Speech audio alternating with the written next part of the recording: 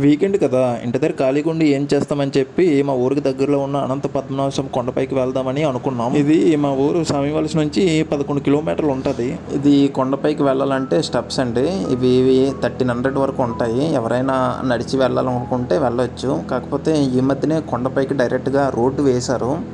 డైరెక్ట్గా మనం బైక్స్ పైన కొండపైకి వెళ్ళిపోవచ్చు. మీరు ఇలా బైక్స్ మీద కొండపైకి వెళ్ళేటప్పుడు కొద్దిగా మంచిగా పికప్ ఉన్న బైక్స్ పట్టుకొని వెళ్ళండి. ఎందుకంటే నా స్కూటీ ఎంతో కష్టం మీద పైకి వెళ్తుంది.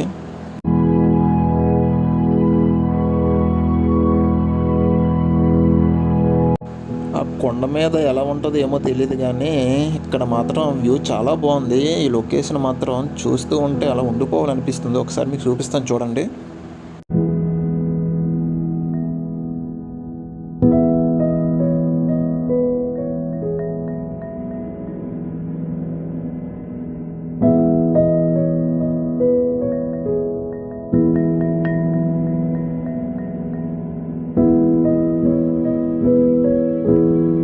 మనం ఒకవేళ కింద నుంచి నడక మార్గంలో వచ్చి ఉంటే మనం ఇక్కడ కలుసుకుంటాం.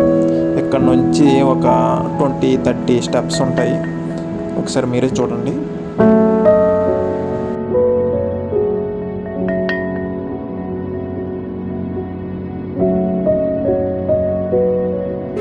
ఈ కొండకున్న గొప్పతనం ఏంటంటే అప్పట్లో పాండవులు 12 సంవత్సరాలు వనవాసం, 1 సంవత్సరం అజ్ఞాతవాసం చేశారు కదండి. అప్పుడు అజ్ఞాతవాసం చేసే సమయంలో ఇక్కడ కూడా కొన్ని రోజులు ఉన్నారంట.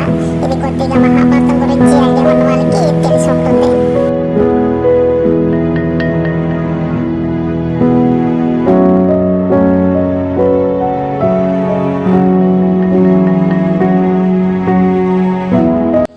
ఈ గుడి దాదాపు 600 సంవత్సరాల ముందు నిర్మించబడిందంట. సో అందరూ ఒకసారి విజిట్ చేయండి. మీరు విజిట్ చేస్తే కంపల్సరీగా థ్రిల్ ఫీల్ అవుతారు. నేను గ్యారంటీ ఇస్తున్నాను.